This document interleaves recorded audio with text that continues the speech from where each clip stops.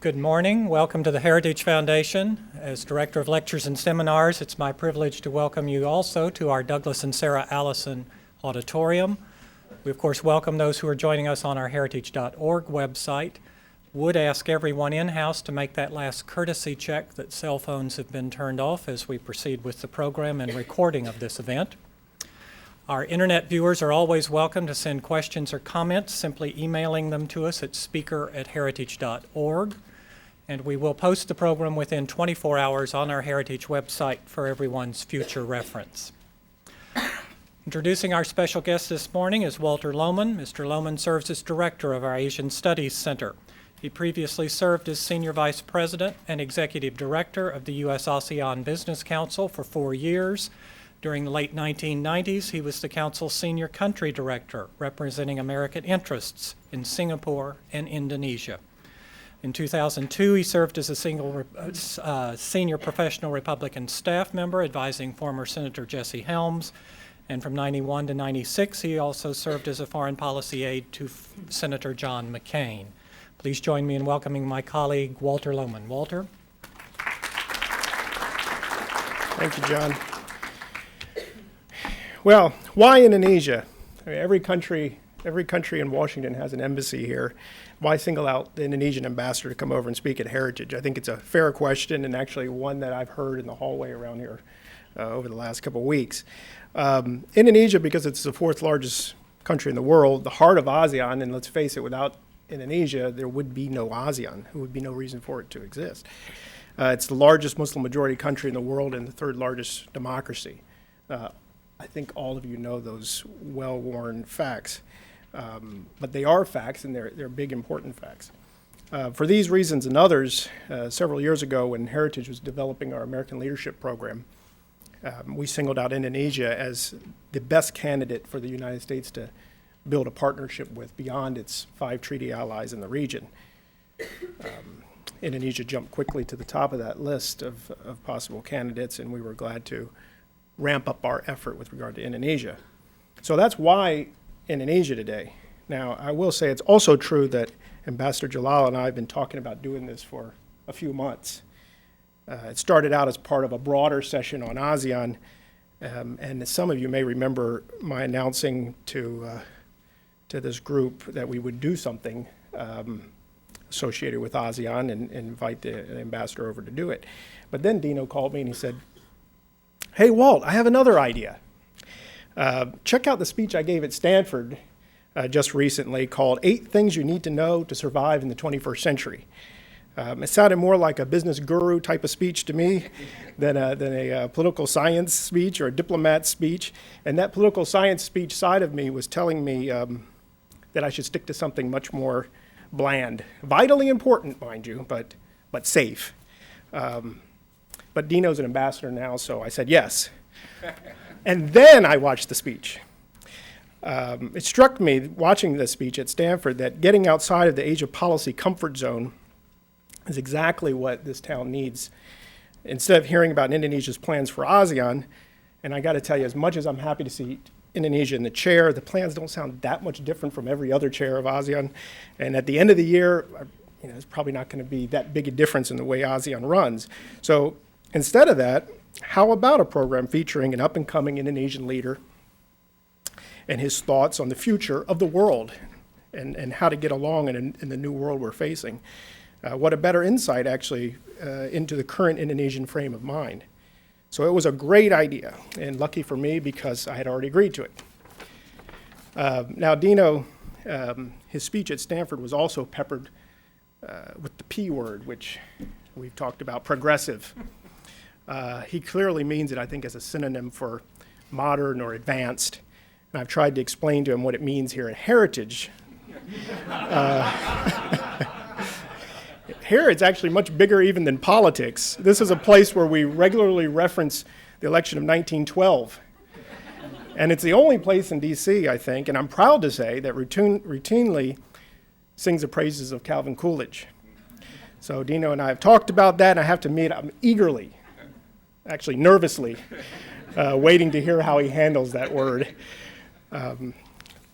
Before coming to Washington last year as ambassador, Ambassador Djalal served as special staff for international affairs and presidential spokesman for President Susilo Bambang Yudhoyono, a job he held since 2004, making him the longest-serving presidential spokesman in Indonesia's modern history.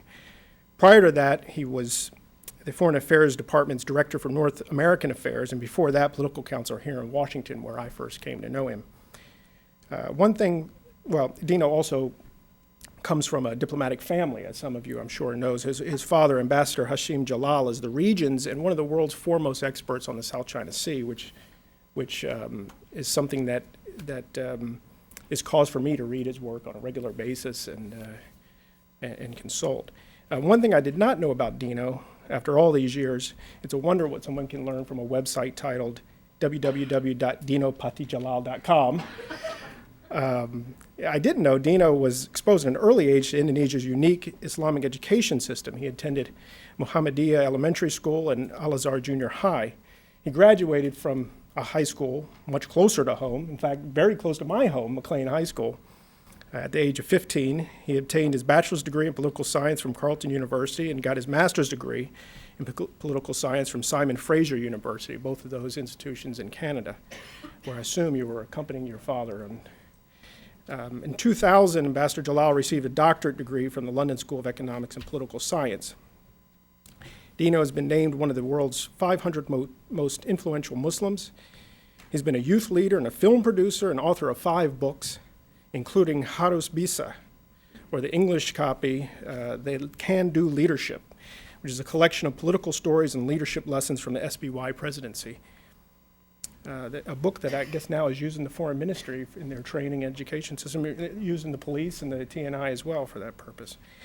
Dino has 3 children, and his wife Rosa, who is here with him today, is a former Miss Indonesia runner-up and a dentist.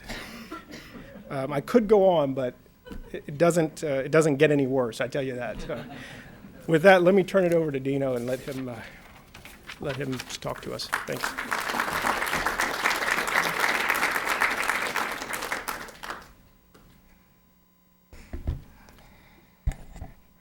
Walter Lohman, David Merrill, Jim Humboldt, where is he? He was somewhere. Well, thank you for your very kind and progressive comments. The talk of my presentation is about updating yourself, adjusting to the new time, and I had a good lesson about that last night. Last night I went to a reception, diplomatic reception, and I saw a guy that I knew when I was going to high school here in McLean. So I went up to him, full of confidence, and I said, "Hey, I'm Ambassador Dino Djalal from Indonesia. I used to love watching you clowning around, being a comedian in the Saturday Night Live. I used to watch your show all the time. You're a good clown, good comedian, What do you do now?" And he replied, "Well, that's a long time ago. I've joined politics. Now I'm a senator, and they call me Senator Al Franken." I wish I had told him that I was the ambassador of Malaysia instead.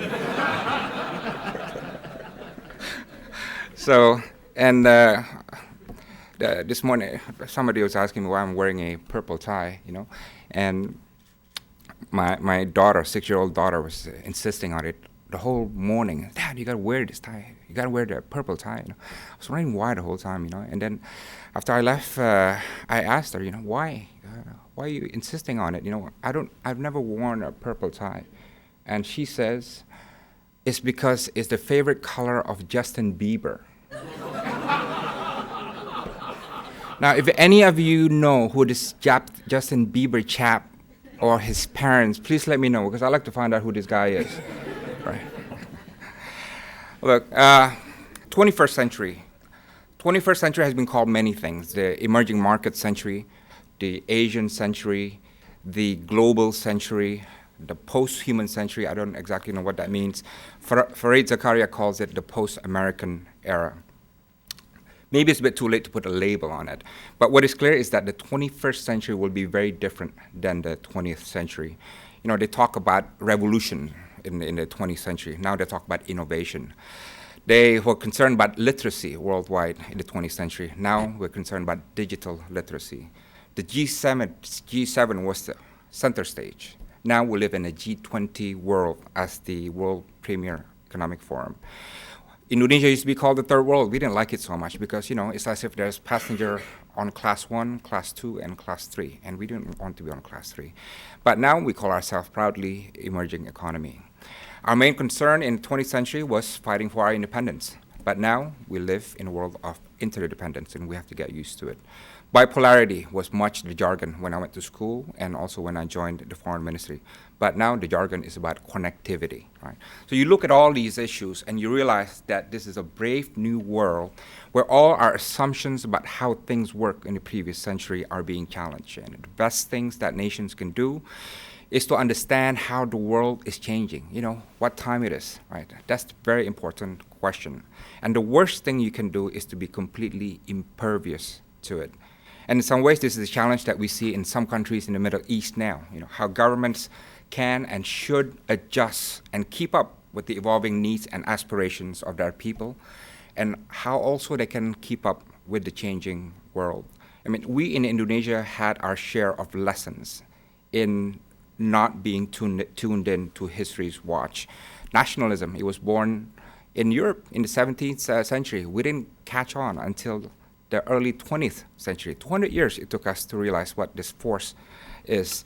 Modernity, we didn't catch on again until early 20th century, even though it had been around in Europe and also in Latin America for some time. Democracy, we didn't become democracy until the end of the 20th century, 1998 or 1999, and we're one of the last countries in what is called the third wave of democracy to join. So we know what it means to be left behind by history's watch. And it's not just Indonesia, it's every nation. You must decide what time it is and how you adjust today to it. Now, my talk today is an attempt to decipher the 21st century, to identify some of its relevant trends, and also maybe put out some ideas on how nations can cope with it. I have 7 points to make. Let me begin with the first one. First, we are in the midst of some pretty big shifts. In Davos, they call it the new reality. Tom Brokaw recently in Denver called it the second Big Bang. Robert Zoellick called it global rebalancing. George Soros calls it the new world order. The National Intelligence Council call it a transformed world. Call it what you want, but the world is rapidly changing, and it continues to unravel as we speak. Now, the shifts are vertical and horizontal. Vertically, the world GDP now stands at about $60 trillion. Now, it will be $260 trillion in the next 3 decades. This is phenomenal because if you think about it, the first 1,000 years after Christ was born, global average income per capita remained the same. And between the year 1000 until about 1820, the global average rise of income per capita was only 50%, right? So this rise in world GDP is quite phenomenal. World population has doubled in the last few decades. Life expectancy in the year 1000 was 24 years, but now the global average is about 66 years and much higher in certain countries, including America. The middle class worldwide, according to the economists, for the first time in history has grown to half of the world population, loosely defined. The capital market in the last 30 years has grown 1,300%. Internet use is rising, and soon the whole world will be wired.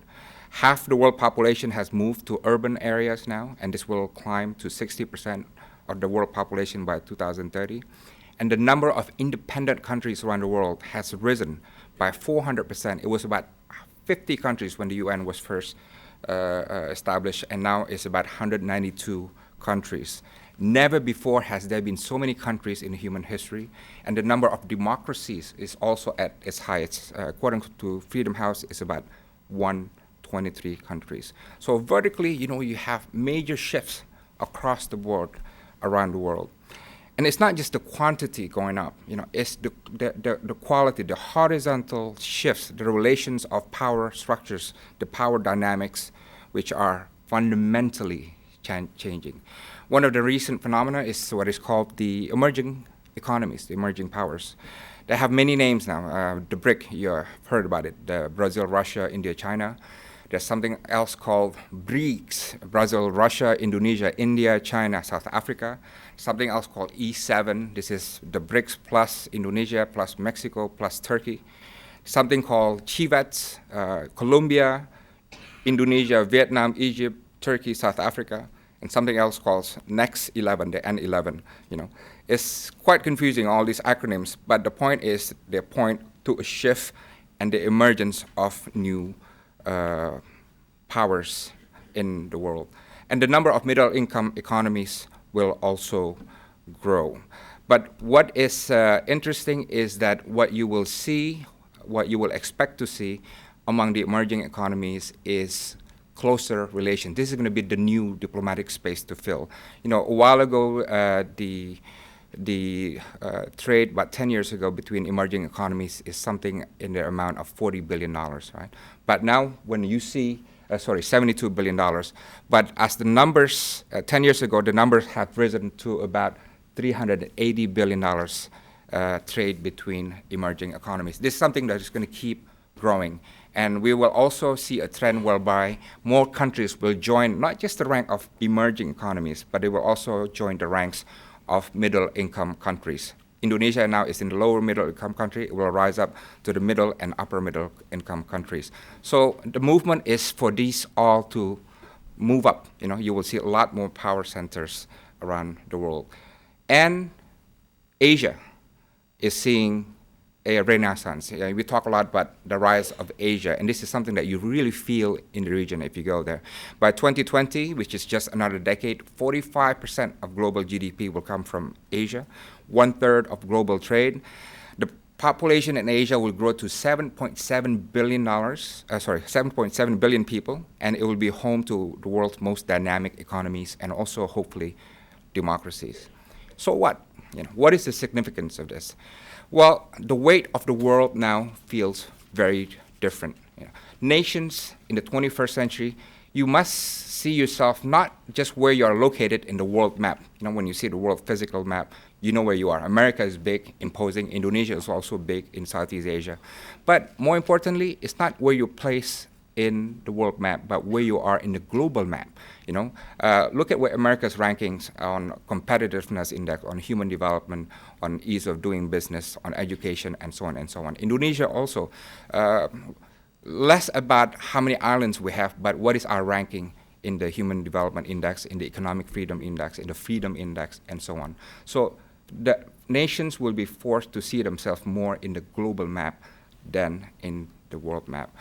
And what this means also that in a crowded world with so many power centers, countries must learn to come to terms with one another.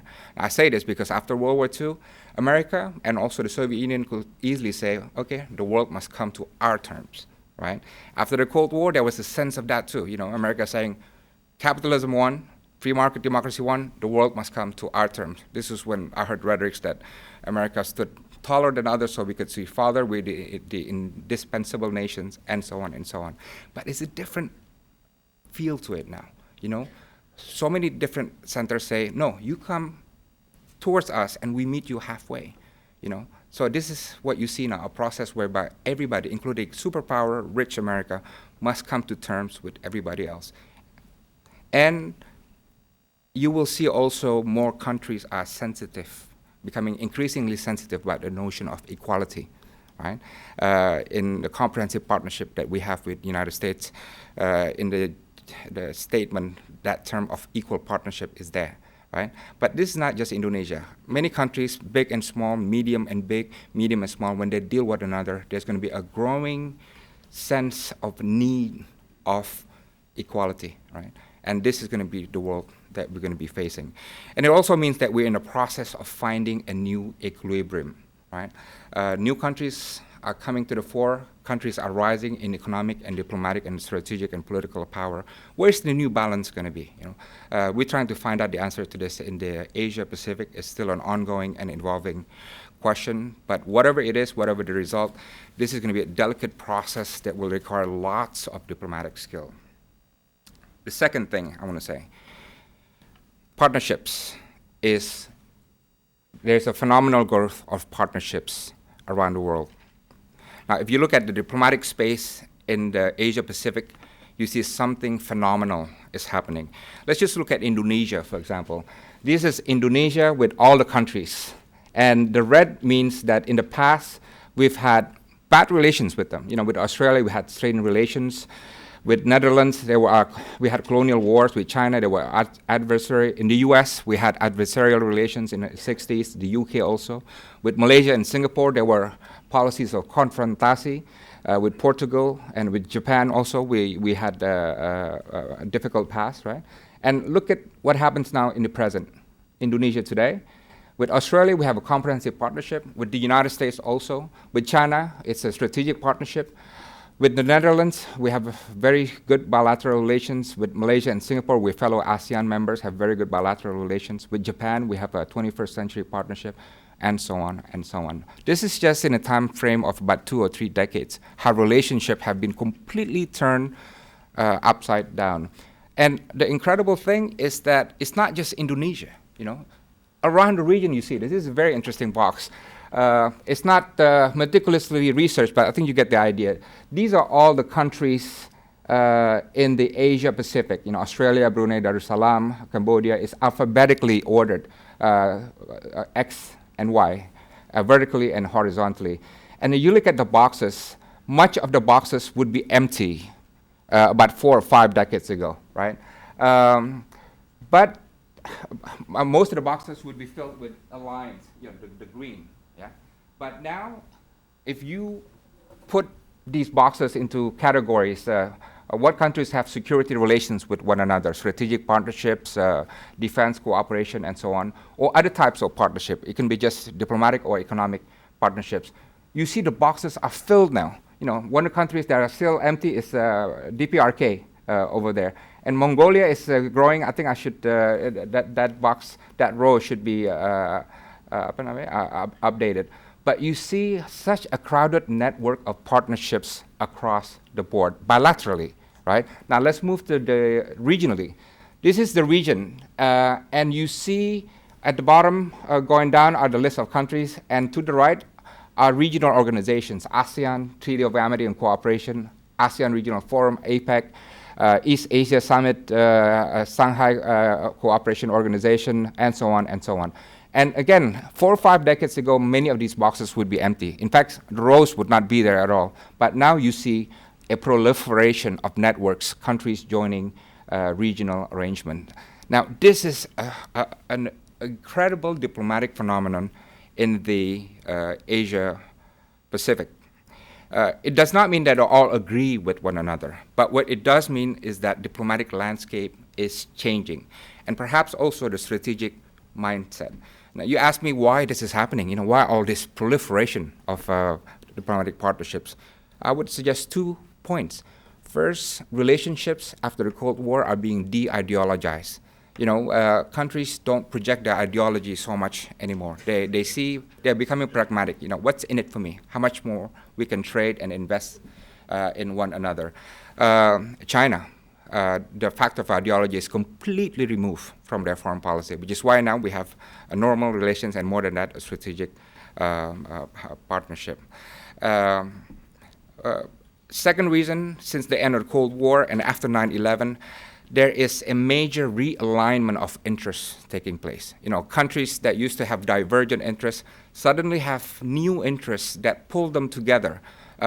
They see a lot of the interests overlap and they are willing to work together. One reason is terrorism. You know, terrorism compels countries across the region to work with one another. Terrorism makes everyone allies, really, right? And it makes them allies in an easy way. The fight against diseases, the fight against natural disasters, the fight against people smuggling, and so on and so on. These are major realignments of interests that are redefining how countries relate and connect with one another. Now, I do believe, I don't know if this is going to be a popular thing to say in America, but I do believe in the 21st century, partnerships will be more important than alliance systems. Right? Now, the alliances will be around, of course. In Asia Pacific, you will still have ANZUS and the 5-power defense agreements. NATO is expanding. A few more countries are joining. The Americans' bilateral treaty alliances are still there. But much of the movement and diplomatic space in the 21st century will take the form of partnerships, not alliances. Even the Shanghai Cooperation Organization, spearheaded by China and Russia, is more a partnership than an alliance. Why is a partnership easier? Because it's easier to strike, it's flexible, it's more functional and dynamic, it's easier to get results, it's quicker to enter into, it's easier to leave if you don't like it, and it's much less political. You know, there's not going to be much debate. I mean, this is what happened with the Indonesia-US relationship. We are constitutionally prohibited to enter into alliance with any country, including the United States. But entering into comprehensive partnership with the United States was relatively easy. There was no debate in the parliament about that, right? So I suspect more countries will engage in more diplomatic partnerships, economic partnerships. And the key to America is not just strengthening the alliance from your perspective, but have to be part of this growing, rich, dynamic partnerships around Asia, Pacific, and around the world. I do also think that partnerships is more needed in multilateral reforms. You know, we're beginning to see this. You know, UN Security Council has not been reformed, but the UN has been has seen some major reforms. But what I do need to see, what we need to see also, is a better sense of partnership among the developing countries, on the part of developing countries. Much of the developing countries' multilateral groupings, G77, tend to see things too much from the era of the 70s. You know, it's, we see this as sometimes on the climate change issue and other issues, and this is why sometimes Indonesia takes the step of not breaking, but taking a line that is different from others. On climate change, we've done that, for example. But we see that as we reform multilateral diplomacy, even developing countries too have to start moving away from the hardline 70s ideological approach that used to be the approach of the past. They have to be also more open-minded and more constructive. But the big question is whether or not this network of partnerships will slowly change geopolitics in the Asia-Pacific towards geopolitics of cooperation. You know, geopolitics have always been defined in terms of contest, conquest, and conflict and competition, which is true and which is probably going to be around for some time now. But the realignment of interests is producing ways to change that a little bit into a geopolitics of cooperation. One example is that in the North Korean nuclear issue, for the first time you see America, Russia, China, Japan, Korea working together to address this. This is something that you would not see during the Cold War. When we had the tsunami, you know, all the big countries, they all compete, you know, the American Navy, the Russians, the Japanese, the Chinese, the Australians, the Singaporeans, they all compete to work together to help us, right? So the space of geopolitics of cooperation is expanding. It's not going to overcome the geopolitics of conflict or competition, probably, but I'm glad to see that this space is expanding, and this is what we need to encourage more. Third, the spread of governance will change the international landscape. You know, if you ask me what is the most significant political development in the 20th century, I would say it's the rapid spread of democracy. This is the number of democracies today, according to Freedom House, is 123. There are three major waves. First wave, 19th century, 29, and then 36, and then 60, adding all to 123. Larry Diamond and many analysts say democracies are in distress now. It's probably not going to expand that much anymore. I don't know if what happened in Egypt and Tunisia is going to be the start of the fourth wave for democracy. That remains to be seen. But what I would argue, even though democracy is in distress, or even though hopefully they will continue to expand, in the 21st century, what will change the world is the spread of governance, right? This is what we have learned from the experience of Indonesia. Democracy by itself does not solve all your problems. It does not solve political instability. It does not solve human rights problems. It does not solve ethnic conflicts. It does not automatically solve social tensions or economic crisis or extremism and terrorism or poverty. Only when democracy connects with governance that you can resolve all these problems, right? And this is necessary because there are only 3 ways a democracy can go. You know, you look at everywhere around the world, there are only 3 ways. 1, it becomes stronger, more resilient. 2, it just stagnates, it doesn't go anywhere. Or 3, it experiences decay and eventually crumbles, right? The best way for that democracy to go up and up is to connect with governance, because there's plenty of democracies which is not equipped with governance, which ends up failing, right? So the challenge of democracies is to connect to governance. You know, people say that there have been 3 waves of democracy, as we say, but I do believe there have always been waves or maybe ripples of governance also. Quite a few of them, you know, China, India, Indonesia, Brazil, Turkey, and few other countries, Vietnam, right? And all these ripples or waves have created emerging economies and creating target economies and crowding the club of the community of international economic landscape. The more governance spreads, the more the world will have emerging economies and empowered people, and the more it will change economic and political landscape. These are some of the countries that are doing well on certain categories of governance: voice and accountability, political stability, regulatory equality, rule of law, control of corruption, and so on, and so on. So what? Well, so what is governance means different things to different people, but if you want to improve governance, I would suggest at least 2 things that you can work on. 1, concentrate on building the system, right? Why? Because governance in the 21st century is no longer about great men, you know, these towering figures of Mahatma Gandhi, Martin Luther King, Sukarno, and Nkrumah, Nasser, and it's about great system, great institutions, right? So this is what you are seeing also in Libya.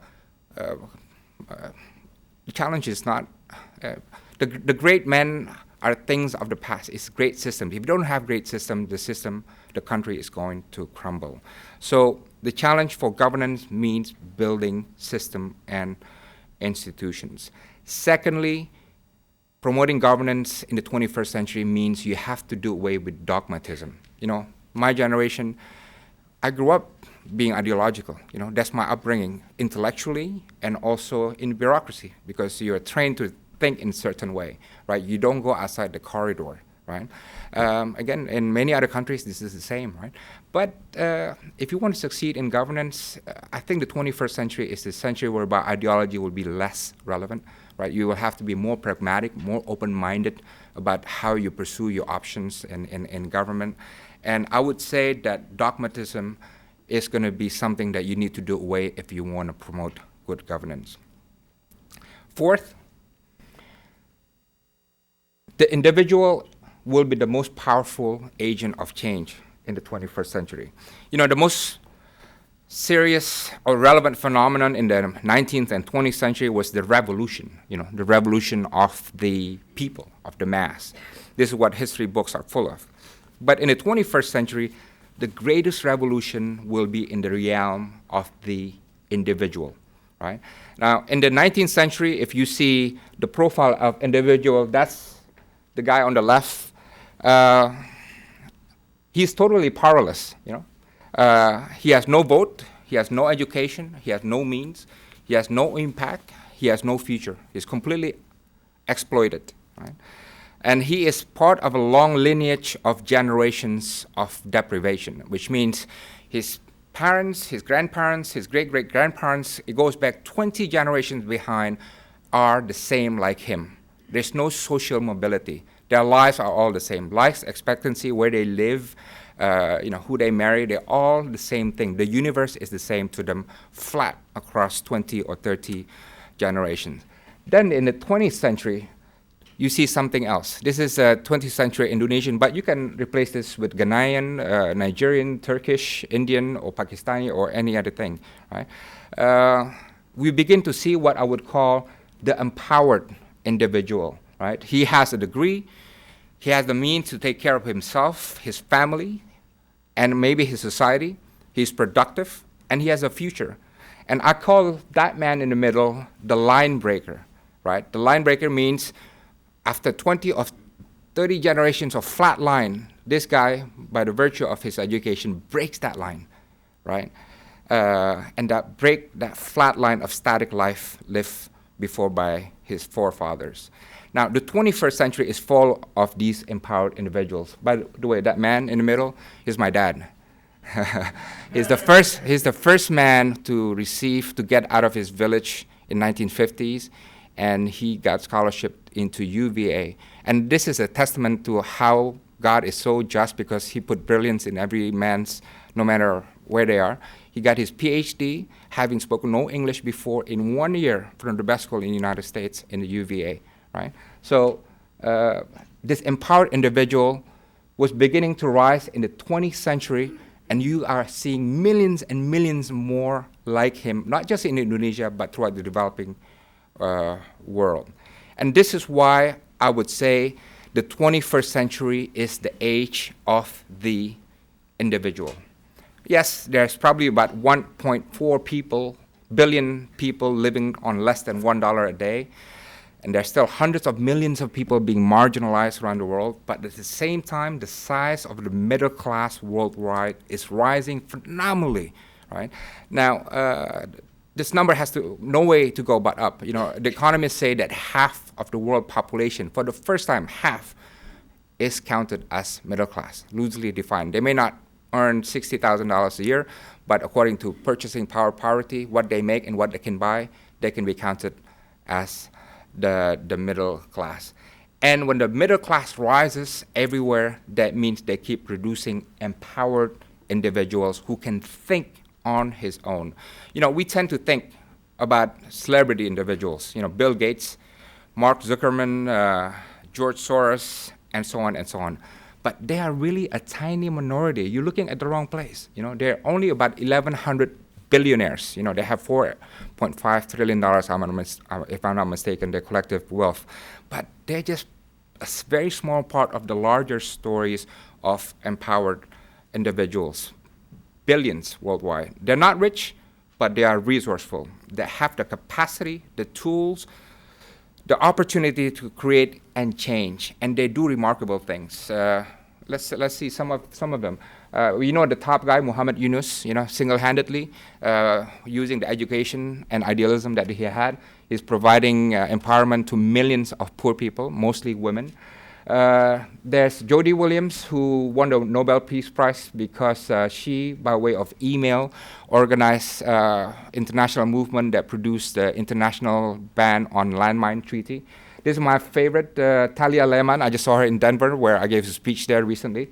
Talia is only 15-year-old, and she was raising money for Katrina. She was aiming for something like $100,000, which she thought that was a dream, impossible. But she found something creative. She found a niche, and she ended up donating $10 million, this kid, to Katrina victims. And now she has an organization of kids around 20 countries around the world. Now, that's my best. I'm in love with that kid, Joshua Williams. Don't tell my son I said that, right? But Joshua Williams, when he was 5, he said, well, I want to see and help poor people. He got $20, and he was supposed to buy some birthday gift for his birthday, and he said, no, I would rather give it to the poor. He gave it to one poor guy, and he felt so good about it, and he got a fix. So he started saying, well, anything I get now, I'm going to give to the poor. He launched a movement. He was only 5, going on 6, going on 7 and 8, right? And you know what he does? That kid, with his foundation, 8 years old, now feeds 7,500 poor people. 8 years old, right? Empowered individual, right? There's a story that my wife told me about a kid, junior high in Indonesia. They're able, with their education, to introduce a software, and the software has been now bought and purchased by how many people? Is it? Yeah, right? It's not the money that counts, but how education and opportunity and empowerment all collect together to produce empowered individuals who can change the world. I do believe that the collective, the total collision of empowered individuals around the world will create a creative explosion. The middle class alone in the BRIC countries, in Brazil, Russia, India, and China, will grow to 1.6 billion people. There are now around 800 million people now. Imagine what creative explosion will be created by that. And herein lies the secret of the 21st century, the force of individuals as change agents. And countries that pursue their political, economic, and social developments that do not take this into account will lose out. They will lose out. Finland understands this. Finland has come up with a law that says that access, this baffled me, access to broadband, fast internet connection is a human right, right? They made this into a law, right? But they get this. They get this. And the impacts will also be felt in Asia. You know, in Asia, we've been so fixed on the concept of the community, right? Community is more important than the individual. This is a long-standing, 100 and 1,000 years old philosophical argument, including in Indonesia, right? But we cannot escape the reality of the age of the individual. We're going to have to give more room to individual, because the individual means there's an individual voice that asks for diversity and variety and nonconformity. And the political, economic, and social system must account for that one way or another. And what this also means is that for individual skills, your skill is your best currency. And this is what I tell my children, and this is my philosophy in growing my children. You know, the best currency is not the US dollar, it's not the Chinese yuan or the Russian ruble, right? It's your skill, you know, how many languages you speak, what computer degrees you have, you know. These are the things you carry for life and defines who you are and how much of an empowered individual you can be. And what this means for nations, for governments, is that the best things that can unlock this is meritocracy. You know, my friends in Latin America must take note of this, because meritocracy is not strongly implanted there as well, just not as much as in Asia. Entrepreneurship, right? Indonesia is still very lacking. We're still only about less than 1 or 2% of our population can count as entrepreneurs, right? Education, volunteerism, you know, these are the things that will unlock individuals' potentials. And countries that want to unleash this potential, they need to do policies that will promote meritocracy, entrepreneurship, education, and also volunteerism. And just a note, you know, this is also what I think when I look at the American budget. It's none of my business, it's your business. But, you know, I look at the defense budget, it's about $600 or $700 billion, right? It's quite a lot of money. I think it's being trimmed down a little bit. But did you know that $1 billion creates or produces 10,000 MBAs? Did you know that? I didn't know that. $1 billion produces 10,000 MBAs. What can you do with MBAs? What can you do with 10,000 MBAs? You can create a nation, you know? You can change a nation, right? And you don't just change it, you lift a nation in such a way that it changes the fate of that nation forever. Just a note. Now, 5, connectivity will bring more impact than sovereignty. Now, I'm a realist, you know. I know I read the academic books. I don't have any doubt that nation states will remain a key actor in international politics. I don't think in my lifetime I will see a transnational government. But there is a powerful trend called connectivity that is having greater impact, potentially, than governments.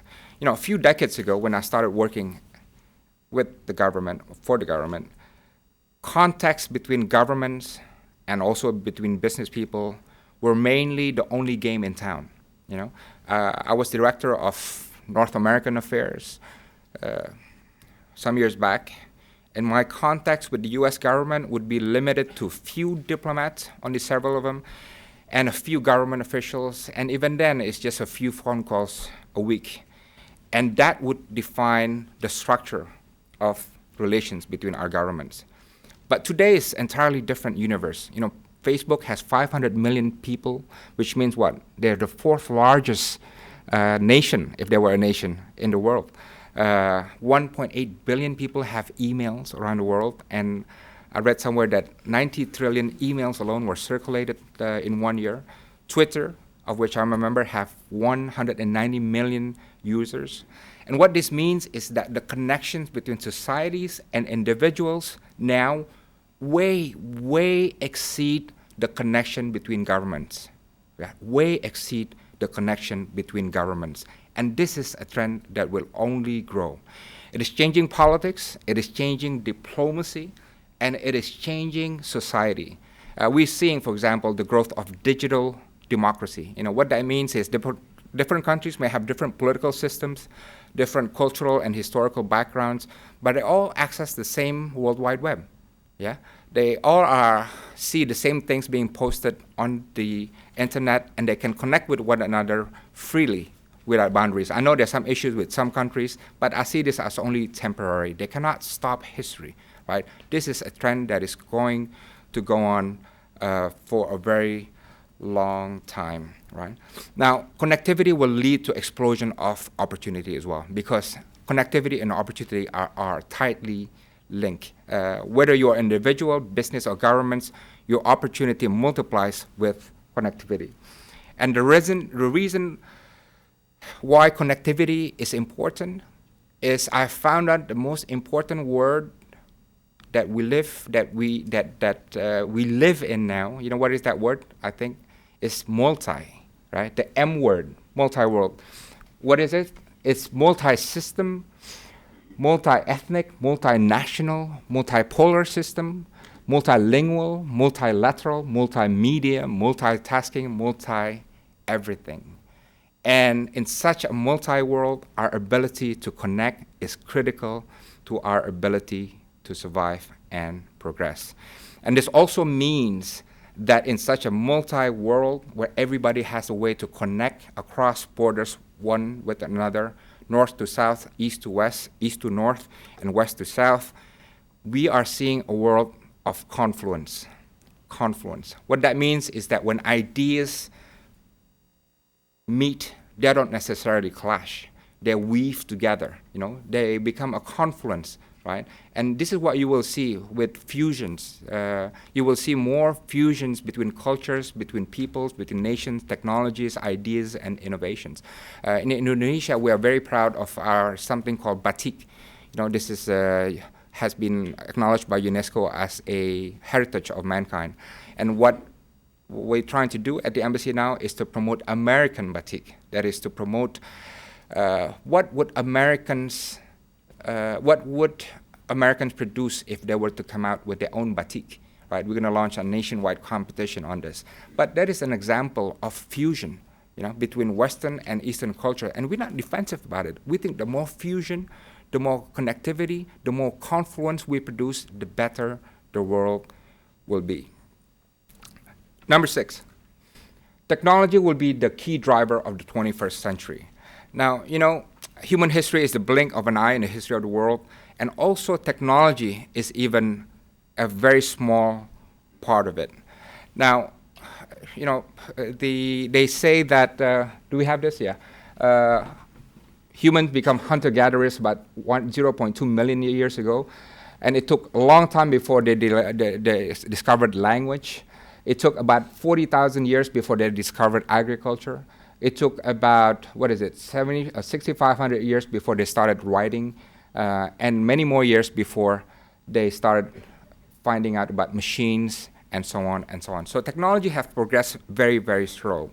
But what is incredible is that in the 21st century, technological change will be undergoing dizzying speed. You know, it's said that in the first 20 years of the 20th century, they saw as much progress as the entire 19th century. And technological progress is said to double every 10 years, which means, they say, the 21st century will experience 1,000 times technological change than the 20th century, and that the 20th century will produce technological progress equal to 20,000 years of normal human progress. Now you try to figure that out.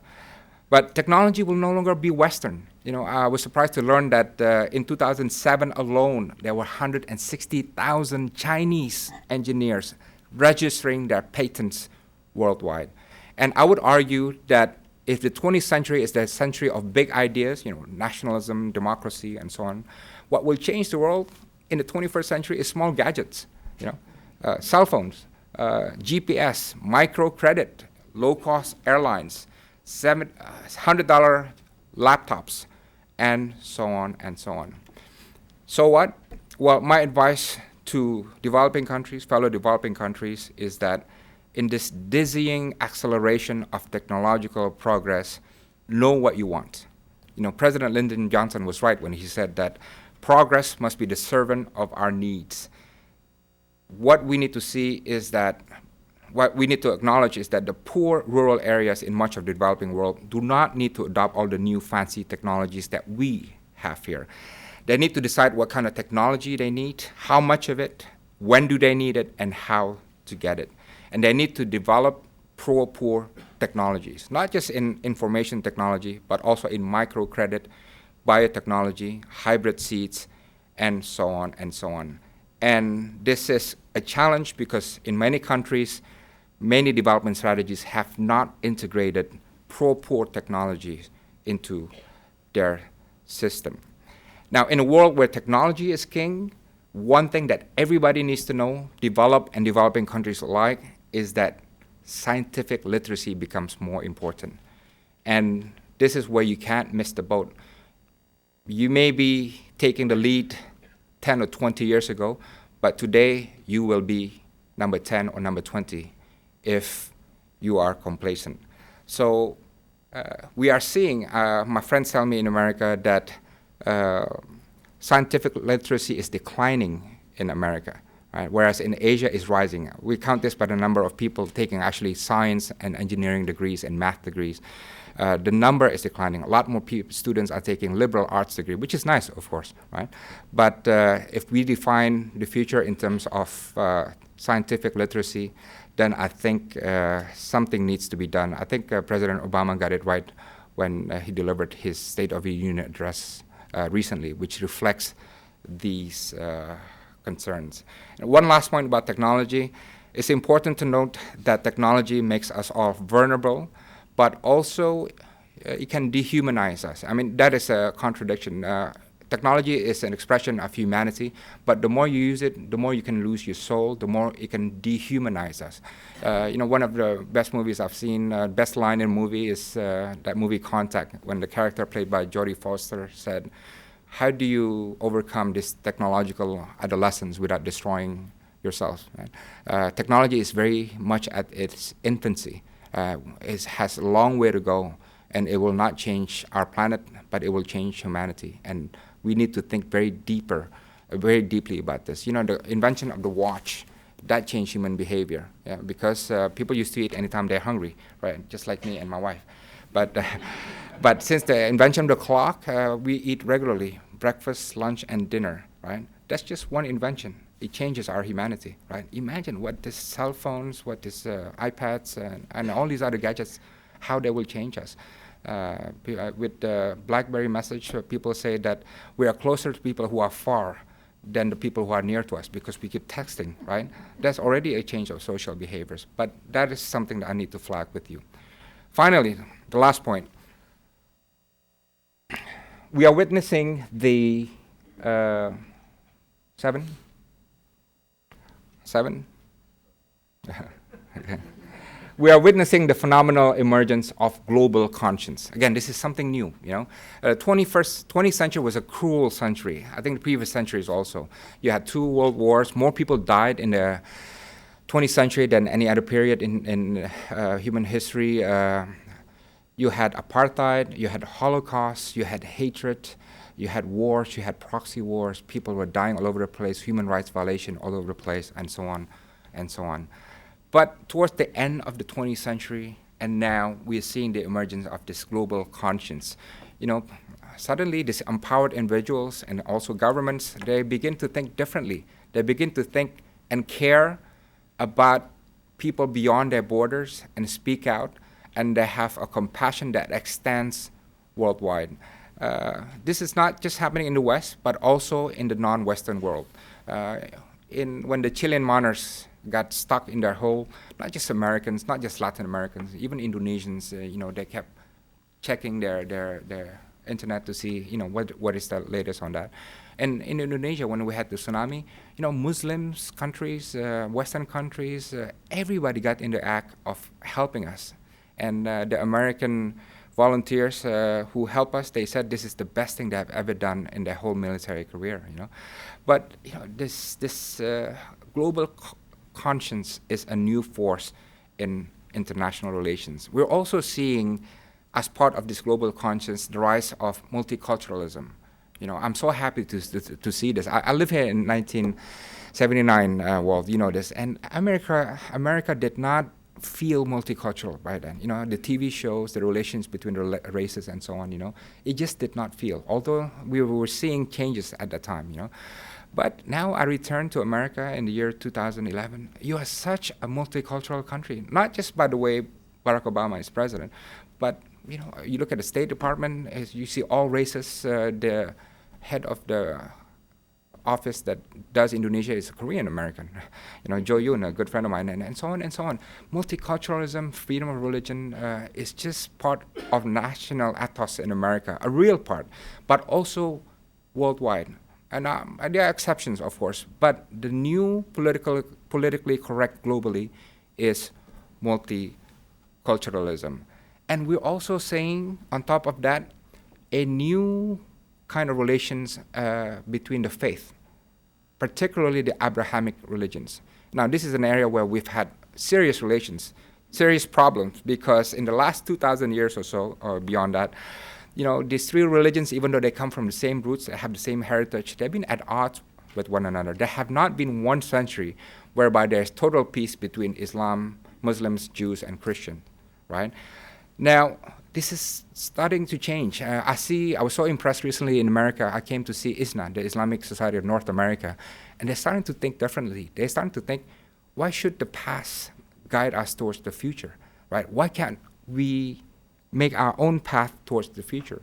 So what they do, they start reaching out to Jewish organizations, and they start saying, let's reach out, let's connect, and also to Christian organizations. And what happens was they asked the leader of a Jewish organization to speak at ISNA, Islamic North America Society conference. It is a big one. I'm talking about 250,000 people, if I'm not mistaken, right? It was difficult at first, and then when they tried it, they liked it. And what happens was, afterwards, the Islamic leader was invited to the Jewish convention, and they liked it, right? He was expecting to me, Dr. Said said, well, this is going to be trouble, but no.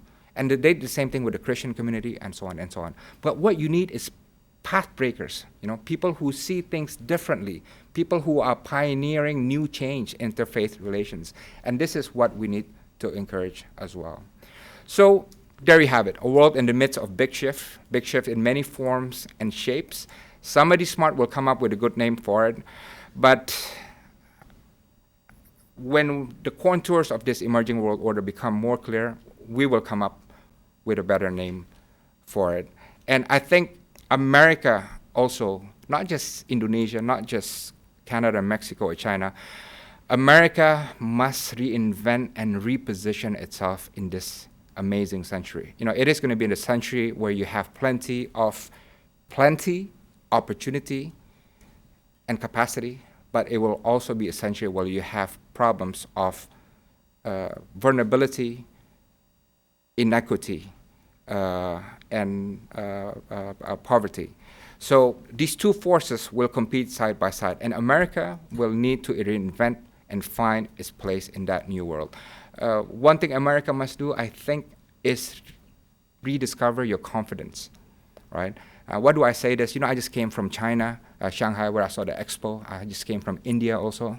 And, across Asia, you see Asians discovering their confidence. In Indonesia, they had a poll. 85% of Indonesians believe their country is on the right track. 85%. That's a big number. There's a 2009 PEW, I don't know how you read it. Is it Pew or PEW, Global Attitudes Project? They did a poll. They found 94% of Indians, 87% of Brazilians, and 85% of Chinese, very high figures, say that they are satisfied with their lives. Right? Now, compare this to a recent poll taken by Washington Post, which they unveiled in Davos recently. 42% 20 years ago believed that America was competitive. 20 years ago, 42%. Now it's down to 36%. And the number of people that used to think that America can't compete in the world was 22% 20 years ago. Now 27%, there's a rise in the number of people who believe America can't compete in the world. So again, I don't know what comes first. It's a chicken and egg situation. Is it economic performance and then you get confidence, or confidence or economic performance? But whatever it is, America must rediscover your confidence to regain your greatness. And the second thing that you must do, get out of your comfort zone. Get out of it, right? And I think the debates that I'm seeing now, everywhere I go, people talk about China and India, reflects that. You realize that, right? But you must get out of your comfort zone because, as I say, times change very fast. Where you were 10 years ago is not going to be where you are today, and it's not going to be where you are in the next 10 or 20 years, right? This is happening to Indonesia. Where we are now is not where we were 10 years ago, right? Times are moving very, very fast. And your leadership must define where you want to be in the next 20 years and make the right policy choices and investment to achieve that goal. But you must be clear about where you are and where you want to be. And the bottom line is all of us, Indonesians, Americans, Mexicans, Russians alike, what we must avoid is the paradox of our time.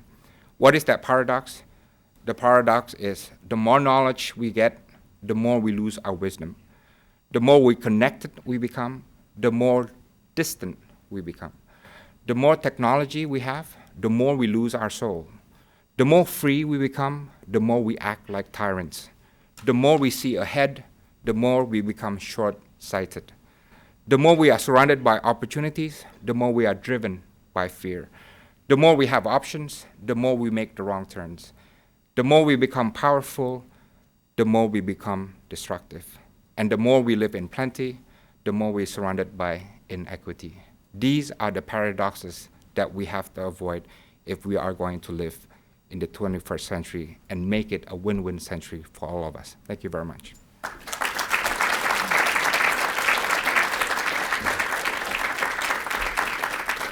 Thank you so much, Dino. We have time just for a couple questions, but I would like to take a couple if there are some. Right there, Rizal.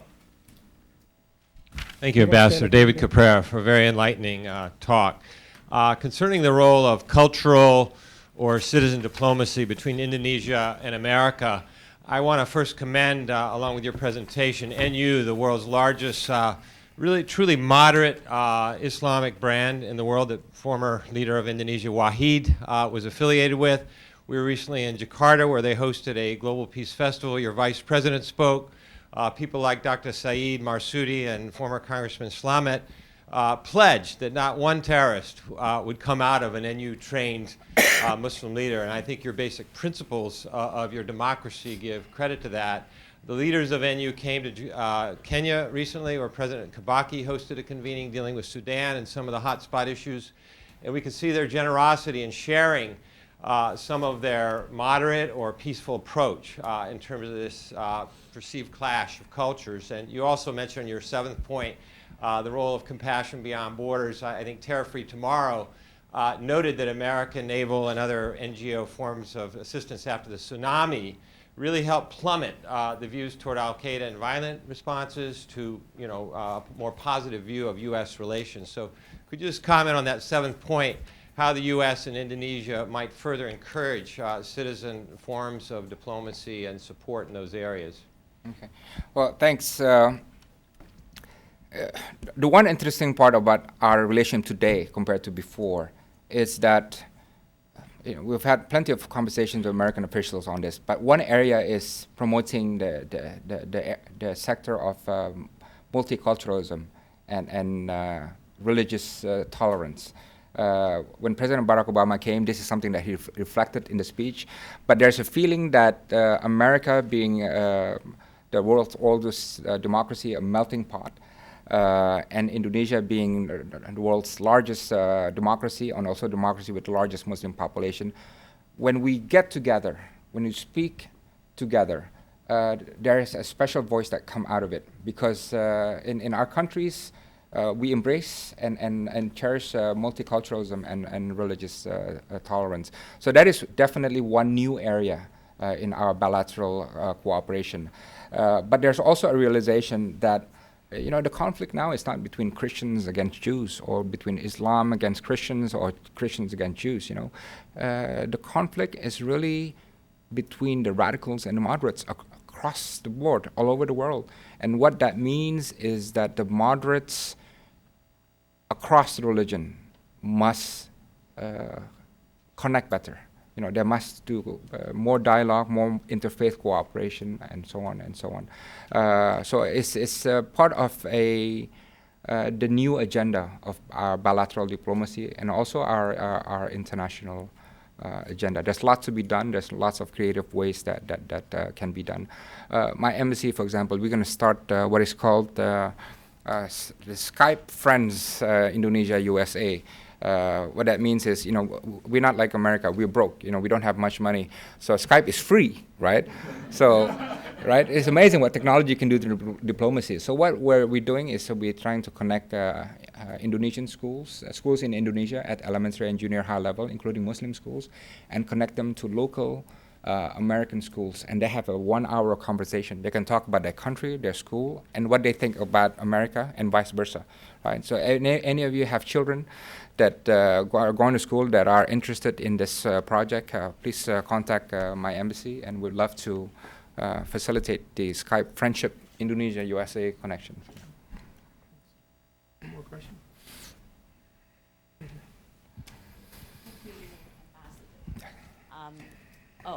Okay. My name is Beverly Hong Fincher. I also just came back from China for several weeks, and I had the good fortune to meet an Indonesian engineer who commutes between Shanghai and Beijing, and he asked me a question. He said, "May we borrow your president for one term?" So that actually follows up your connectivity between governments. So maybe one day we can have a connected kind of government across the globe. Yeah. My serious question is, you rank human, I'm a linguist, you rank human language under hunter and gatherer. Mm-hmm. And I think human language should be above human. Otherwise you cannot communicate. Yeah. And according to Noam Chomsky, everybody knows Noam Chomsky, and we are still working on when we invent. Our brain. Language has to do with the brain, and otherwise they cannot be hunter and gatherers. So, thank you.